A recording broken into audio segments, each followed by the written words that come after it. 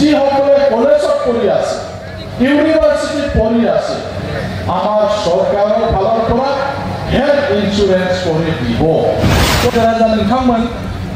लामा दालां बान्दो बायदिसिनाफोरखौ जागोन दा नैबे साखाथिजों बै रामफल बिल आचाबारि थिनालिनिफ्राय क'क्राझार बे शान्तिनगरसिम बे लामाया फिसामोन गुसेबमोन दा बेखौ आं आसाम माला होननाय मोनसे सरकारनि लामायाव बेखौ सोसनना होनानै दा बेसेबांबा गुवार जाबाय दा ओरै नोंथांमोननिथिंजाय मावग्रोगोन आरो बेखौ दायो शान्तिनगर क'क्राझारनि शान्तिनगरसिम बे लामायाव गुवार बेखौ आसाम माला होनना बुंदों এই যে রাস্তাটো আমি আহিছো আবার সৰু আছে কিন্তু মই এইটো আসাম মালা স্কিমত দি পেলাই এইটো মই বহল কৰিছো শান্তিনগৰৰ পৰা আমাৰ এই নেশ্যনেল হাইৱে লৈকে হ'ব ৰাস্তা হলে আমাৰ কি হ'ব बहुत মানুহে কয় লামা जामाले मा जानो जों जेबो मोनाबा नङाबा आं ओंखायनो बुंदों रास्ता হলে কি হ'ব रास्ता হলেতো মই একো নাপাম না দলং হলে কি হ'ব দলং হলেতো মই একো নাপাম স্কুল কলেজ হলেতো মই একো নাপাম जों बिदि सानो आरो होनोबो ना लामा जाखालाय मा जानो सार लामाखौबो नों हरखानांगौ होनना बुङो आंखौ नोंसोर लागोआव लामा हरबायबा गोसोआ गोजोना नोंसोर लागोआव उमुक हरबाय स्किम होनबाबो गोसोआ गोजोना जोंनो नांथारगौ माबा मोनसे नांथारगौ नङा होमबा न'खर न'खर माबा मोनसे नांगौ होमबासो गोजोनो नङाबा आंनि समाजाव मेला गिदिर गिदिर खामानि जागासिनो दं नैबे मासनि जोबथाथिंजाय गिदिर 100 कोटिनि स्टेडियाम जागोन बै कालचारेल कमप्लेक्सनि उनथिंजाय टेन्डार गासिबो जाखांजोब्बाय दा आसामनि चिफ मिनिस्टारा गावनो फैनानै गायसनफैनो लुबैदों 100 कोटिनि स्टेडियाम जागोन नालाय मालाय डिस्ट्रिक्टआव 60 कोटिल' जादों जोंना 100 कोटि जागोन गिदिरसिन जागोन मा जाखो बक पानी पड़ছে दै सुगोलदिनो दे जेबो नङा दाना खिनांगौ गैला जोंनाव ना दे एसे गरमल' जादों दा नंगौना नङा माबा मोनसे लामा दालां बान्दो बायदिसिना जाबाबो एसे आमगा जायो आरोखि जों माबा मोनागौ मानि ना मालायफ्रा होनदों ओंखायनो दस्रा बिरोधि हान्जाफ्रा बेरेखा हान्जाफ्रा बे सरकारा खालि मा बेनिफिसियारिल' बानायगासिनो दङ होननानै বিরোধী দলে কৈ আছে অকল বেনিফিচিয়ারি সৃষ্টি কৰিছে বেনিফিচিয়ারি সৃষ্টি কৰা সরকার নেকি বুলি কয় রাস্তা দলং কিবা কিবি আন্তঃগাঁথনি হলেও আমার সন্তুষ্ট নহয় আমি যদি কিবা এটা নাপায় না এই কারণে সরকারে অসম সরকার আর বিটিআর সরকারে বিভিন্ন ধরনের বেনিফিচিয়ারি হিতাধিকারী আসনি লৈছে बेनिखायनो आसाम सरकार आरो बिटिसि सरकाराबो गोबां रोखोमनि बेबायदि माखासे हाबाफारि लादों जे आगोलनि सरकारनि समाव गैयामोन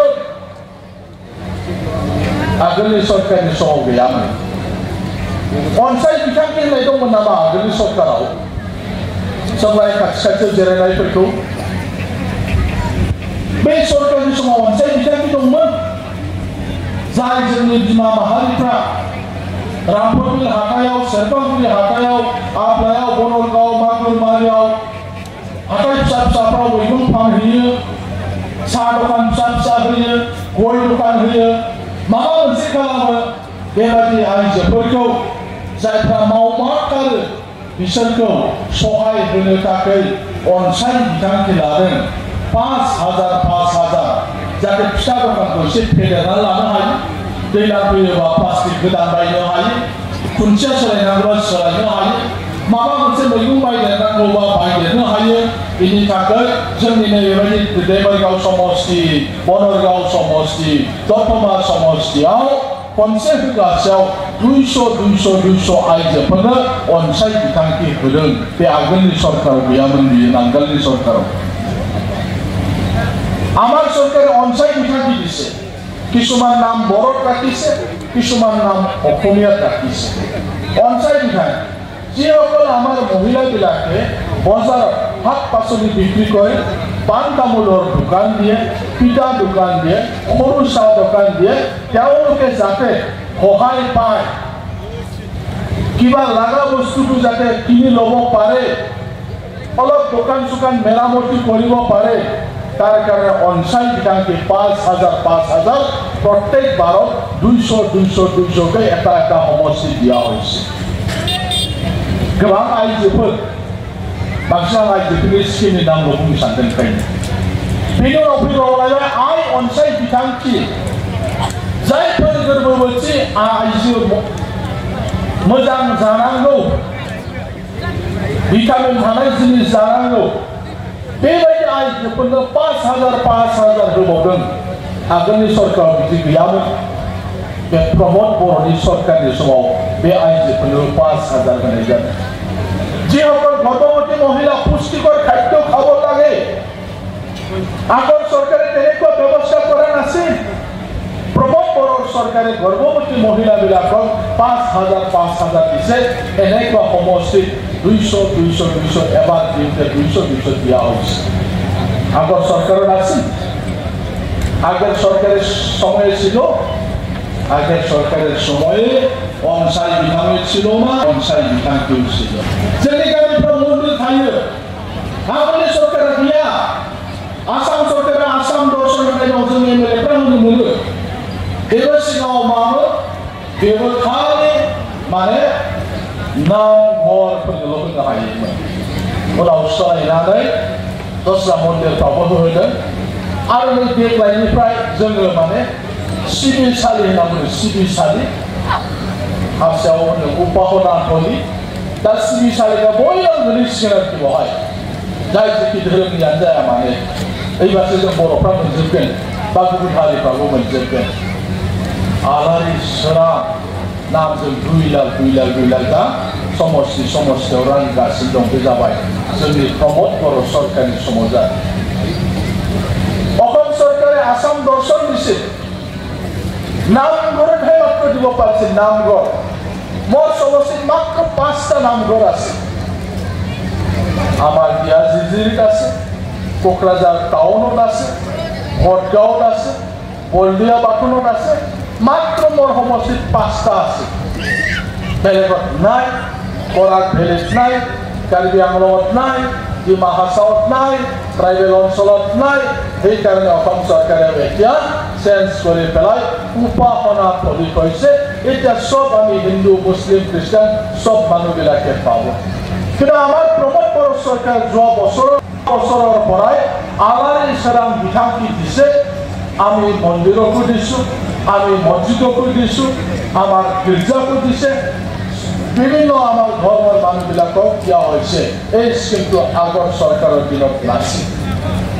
সেলফ হেল্প গ্রুপ আপন সরকারের আছে। সেলফ হেল্প গ্রুপ আসাম সরকার না দङ। নাকি বিটিসি সরকারাव সেলফ হেল্প গ্রুপआव गैयामोन নাই। प्रमोद बड़ो सरकार फैनायनि उनाव बे बिटिसिआवबो दा सेल्फ हेल्प ग्रुपनि फैसा होदों। बिटिआर सरकाराव আগৰ बिपिएफ सरकारेर दिनाव सेल्फ हेल्प ग्रुप पैसा दियार व्यवस्था नासिल। मात्र অসম सरकारेर আছিল। কিন্তু प्रमोद बड़ो सरकार अহাৰ পিছত এতিয়া सेल्फ हेल्प ग्रुप पैसा দিয়া হয়। ইয়াত যিমানবিলাক মানুহ আছে মানুহবিলাকে ভোট बाय जेसेबां मानसि फैदों बांसिनानो जानो हागौ नोंथांमोना सिगां न' मोनाखैमोन। मानोना नोंसोरो बै समाव पिसिडिआरआव दङमोन। बै समाव नोंथांमोना बिपिपिएफ होननाय हानजायाव दङमोन। एबसुजों थाफानाय रायजो राजाफोर, बिपिएफ खालामनाय रायजो राजाफोर, जायनि थाखाय नोंथांमोननि नामखौ बे समाव गरिबबाबो हरनाय जायाखै आगोलनि सरकारा। আপোনালোকে আগত আমাৰ লগত আছিল বিপিপিএফ কৰা সময়ত, আপোনালোকে আগত পিচিডিআৰ কৰা সময়ত আছিলে, এফচুৰ লগত আপোনালোকে আছিলে। যাৰ কাৰণে আগৰ চৰকাৰে গৰীব মানুহ হ'লেও আমাৰ ঘৰবিলাকৰ লিষ্ট দিয়া নাই। সেইকাৰণে ঘৰৰ লিষ্ট আমি নথকাৰ কাৰণে ঘৰ পোৱা নাছিল। আমাৰ চৰকাৰৰ দিনত ঘৰে ঘৰে ঘৰে ফটো তোলা হৈছে। मोनफ्रोमबो न'खरखौ जों बारहोआखै। गरिब मानसि खालाम जाय जेखि पार्टियाव थायाखै बिसोरबो बुजिगोन गाबोन न' मोनोबा जोंनि सरकारा होयोबा बिसोरबो सरकारजोंनो थाफागोन जों बयखौबो खेबोदों माइबा जुजाद खालामाखै जोङो खिन्थु बासिगोन खेबोदों जों बिसिनिखौबो खिन्थु बासिगोन बिसिनिखौ ना जोंनिखौ लाग्रोगोन नङा होमबा जोंनि जा समाव बिसोर जोंनो होआखैना जोंबो जोंनि समाव जों लाग्रोनोसै आग्लायबा बिसोरनो होनोसै नङा होमबा আমি কিন্তু অন্যায় করা না আমি উদার পার্টি সব মানুষকে লৈ চলার আমার পরিকল্পনা আছে সব জাতি জনগোষ্ঠী আমার লগত থাকিব এই মার যত আছে আপনার গ্রামে গরিব মানুষ সবার ঘরে ঘরে যা ফটো মারো কিন্তু বলছে আমরা সময় আসবো আমরা বাঁচবো লিস্ট করব ফার্স্ট লিস্টটা আমার পার্টি যারা করে তাদেরকে দেওয়া হবে পরে দেখা যাবে না অন্য লোকেরা যদি আমার পার্টিকে সাপোর্ট করে আমার সরকারকে যদি সাপোর্ট করে তাহলে ওদের লিস্টটাও দেওয়া হবে এনেকৈ আমি কৰিবৰ কাৰণে ঠিক কৰি আছো সেইকাৰণে সিহঁতক ক'ব লাগে সরকারের লগত থাকক সরকারের লগত থাকিলে আপনার ঘর হব আপনার রেশন কার্ড হব আপনার অরুণোদয় হব সব কিছু হয়ে যাবে এটা অরুণোদয় লৈ পেলাই বহুত অলপ হুলস্থুল হয়ে আছে অরুণোদয় লাनानै दा रायलायनो ना नोंथांमोनाबो जोंनाबा हाबफैना हाबा खम सफैदोंनो थोजोबनाय नङानो बायदिसिना रायलायो एसे जोंनावबो सोंहर फन खालामहर ना आं जोंनावबो गिनांगौ गैया दा सरकारनि बायदि मोनसे मोनसे समस्यायाव समान राननांगौ जायो नालाय बेखौ राननाय जायो आरो बाहाबा जुदि थोआबा नोंथांमोना सानबाय थोनाय नङालै जोंनाव 20तासो नांबावगौमोन होनना बुङोबा बेखौ एसे उनाव मोनगोन माबोरै मोनगोन डिसि अफिसाव थायो माखासे डिसि अफिसाव थायो डिसिनि खथायाव स्टेट खथायावबो थायो गासै दाजाबोबा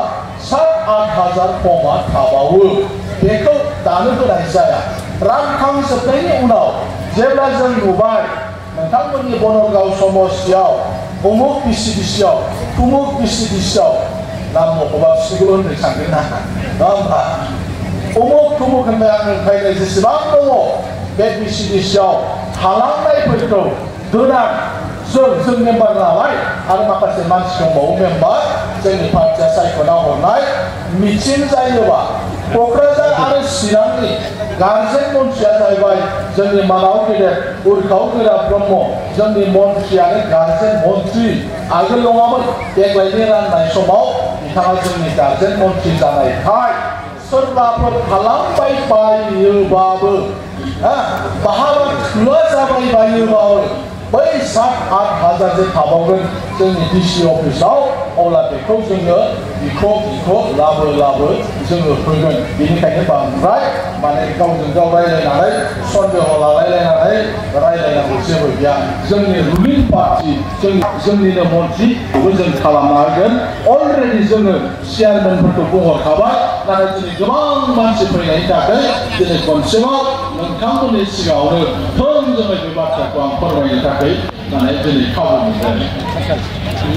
আমি ভালো করে এটা অনুরোধ নিয়ে আসি পান না পান আমার ভিসিডিসি কি হয়েছে আমাদের টাউনে কি হবে ইউএলবিতে অন্য পার্টি হলে ফর্ম দিছে ঘরে ঘরে কিচ্ছু হবে না দিতে দাও একটা কমিটি আছে ইউএলবির জন্য একটা কমিটি আছে রুরালের জন্য একটা কমিটি আছে সমষ্টি লেভেলে একটা কমিটি আছে ডিস্ট্রিক্ট লেভেলে একটা কমিটি আছে আর কোকরাঝার আর চিরাঙের গার্জেন মন্ত্রী হইল আমাদের দলের যে আসাম সরকারের মন্ত্রী ইউজি ব্রহ্ম আমাদের গার্জেন মিনিস্টার তাই কোকরাঝার আর চিরাঙে কোনো অসুবিধা হবে না আমার অসুবিধা না হোক আমার নিজের বাংলার গার্জেন মন্ত্রী মই কৈ আছো বড় যে আমি শুনিছো আপোনালোকে আলোচনা কৰিছে আমাৰ ভোটত কম হ'ব আমাৰ ভিসিডিসি কম হ'ব ভাবিব নালাগে এইটো এটা নিয়মত যাব যত যেনেকৈ পঠাইছে যাব দেখেন আপোনাৰ ভিসিডিসি 10টা লাগিছিলে 20টা লাগিছিলে পাব তাৰ কাৰণে ব্যৱস্থা আছে ডিসি অফিসার 7,000 আৰু থাকিব ষ্টেট কোটা আছে ডিসি কোটা আছে এইবিলাক পিছত দিয়া হয় যিবিলাক জেনুইন যিবিলাক পাব লাগে কেনেকুৱা যদি মানুহ থাকে তেতিয়াহ'লে আমি কমিটিত থকা মানুহবিলাকে আমি এমএলএ আৰু আমাৰ মন্ত্ৰী আছে যি আমাৰ গাৰ্জেন মিনিষ্টাৰ আমি লিখি পেলাই কোন ডিচি কিমান দিব লাগে তেনেকুৱা দিয়াৰ পিছত আমি এই অৰুণোদয় যে ফৰ্ম এই ফৰ্মটো পাম যদি ক'ৰবাত বাদ পৰি যায় तेरे सप्तासेल' जादों गोदान मोनसे आरोबाव स्किम जोंनि सरकारा लाबोदों गोदान स्किम माबायदि स्किम नोंथांनि फिसालाया नोंथांनि फिसाजोआ बै जनता कलेजाव फरायोब्ला क'क्राझार गभर्नमेन्ट कलेजाव फरायनाय दङबा गार्लस कलेजाव फरायनाय दङबा दतमायाव फरायनाय दङबा सोरबा इउनिभार्सिटि फरायगासिनो दङबा जोंनि बिटिआर ओनसोलाव जुदि बहाबा फरायहैदोंबा चिराङाव बाक्सायाव उदालगुरियाव जाथिखुरमाफोराव थानानैबाबो बे इउनिभार्सिटि आरो डिग्री फरायनाय फरायसाफोरनि थाखाय जोंनि बिटिआर सरकारा गासै 53,000 बारा फरायसा फरायसुलिफोरनि थाखाय फ्रि हेल्थ इन्सुरेन्स खालामनायनि बेबस्थाखौ खालामबाय मानो लोमजा साजा जायो गांनि बेले फुङाव बिराद मानसि थाङो जोंना केन्सार जादों जोंना उमुक जादों माबा माबि लोमजादों बायदिसिना मेला मानसि थाङो हाजोबाना सोरबा मोननायाखौ मोजां मोनबाय सार हरदों मोननायाथ' रायनानै फैबाय ना बिदि जायो आरो मा जों दा रेडि रायजानोबाबो उपायानो गैयाबा नङा होमबा हाजोबो बनरगाव जेनबाय दतमा जेनबाय देबरगाव जेनबाय सालाकाथि जेनबाय बावखुंग्रि जेनबाय सासेल' एमएलएआ फैनो हागोन नामा देनायसो बुंनाय हागोन दतमा जेनबाय बनरगाव जेनबाय देबरगाव जेनबाय सालाकाथि जेनबाय बावखुंग्रि जेनबाय फकिराग्राम जेनबाय जोंनि बे महकुमायाव 6टा दं 6टायावबो जेनजोबनानै खुनुरुखुम आंल' देरहानानै फोरोंनो हागोन नामा ओंखायनो रायजोसे सानो ओमफ्राय हाखायानो हायो दा ओंखायनो सरकारा स्किम लाबोदों स्किम नोंथांनि फिसाला फिसाज्ला जायफ्रा बिए डिग्री फरायगासिनो दङ इउनिभार्सिटियाव फरायगासिनो दङ लोमजा साजा जायोबा बोसोराव बिसोरो 5 लाख थाखा मोनगोन 5 लाख बेखौ न' फैनाय नङा बे फर्मआ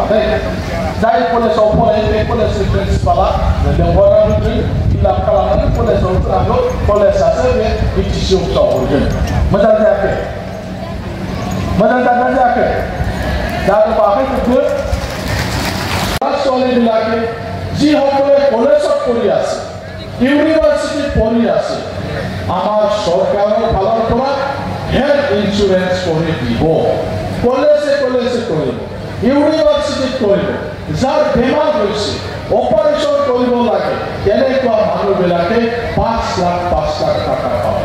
এক পয়সা দিব লাগে নালাগে আমাৰ চৰকাৰে এই ইন্সুৰেন্স কোম্পানী 53,000 ছাত্ৰ-ছাত্ৰীসকলৰ কাৰণে এই স্কিমটো কৰা হৈছে সাথে সাথে নমা 53,000 বাৰা 53,000 বাৰা পাবলিক सेक्टरफोराव ओंखारगासिनो जायगा मिथिं खालामगासिनो उदालगुरि मिथिं खालामखांबाय बाक्सा खालामखांबाय जोंनाव क'क्राझाराव फैगौ 4 तारिखआव जागोन रायजो राजाफोरनि थाखाय आइजोफोरनि थाखाय बायदि रोखोमनि स्किम लाबोदों लामा दालां बान्दो स्कुल कलेज बानायनायनि अनगायैबो थांना थानांगौनि थाखाय न'खर संसारा सोलिनांगौनि थाखाय बायदि रोखोमनि बेबायदि बेनिफिसियारि स्किमफोर लाबोदों मोनग्राफ्रा मोजां मोनदों मोजां मोनोबा सरकारखौ मोजां मोनबावनांगोन नङा होमबा सरकारा अननाय होदों सरकारा अननाय होदोंबा सरकारनोबो अननाय होफिननांगोन बेनिखायनो बायदि रोखोमनि स्किमफोर दंबावो दा जोंनि मानसिया सिबानो रोंगोन बेनिखायनो फैगौ सेप्तेम्बर दानाव मोनसे बिसायख'थि जागोन बे सरकारा मोजां मावदोंबा बे सरकारखौ लाबोफिननायाव नोंथांमोना मदद खालामो আমার এই সরকারে রাস্তা দলং আন্তঃগাঁথনি নির্মাণ করার বাদেও আর্থিকভাবে যাতে আমার ঘরবিলাক পরিয়ালবিলাক যাতে চলিব পাৰে তার কারণে সৰু ডাঙৰ বিভিন্ন ধৰণৰ স্কিম আঁচনি আনিছে আজি যি চৰকাৰী যি কাৰ্যসূচী এই কাৰ্যসূচীত আপোনালোকে আজি সহযোগ কৰাৰ কাৰণে সকলোকে ধন্যবাদ জনাই মোৰ বক্তব্যটো মই ইয়াতে সামৰণি মাৰিছোঁ ধন্যবাদ